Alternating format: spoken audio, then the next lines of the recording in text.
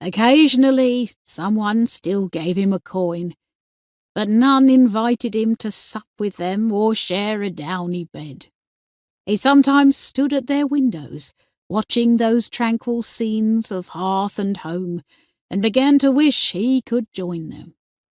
Fritz leapt atop the stump near the window, propped his paws on the sill and looked inside, whining piteously.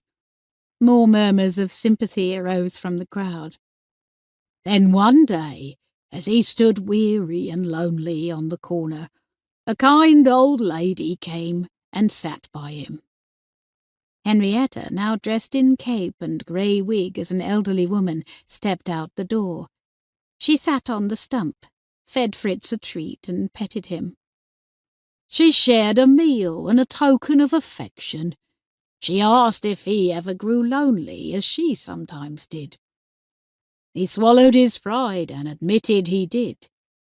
Fritz barked in reply. But that night, the lure of the road called to him, the hope that perhaps in the next town he would find the happiness that eluded him. The old woman opened the door, gesturing him inside, but Fritz remained where he was. The narration continued. Hers was a humble cottage, its larder meagre, her life a quiet one, nothing adventurous about it at all. He should thank her and move on, as he had done for years, as was his way.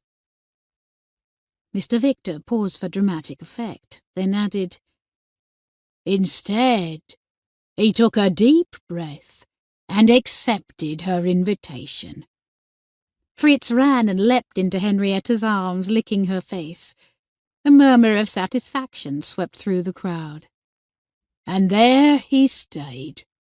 He might not have adventure or fame, but he had a family and claims upon him, and a place to call home. Happy at last, he sang. Now this is the life for me. Fritz gave a final bark, then Henrietta bowed and exited. Fritz still in her arms, and the crowd applauded.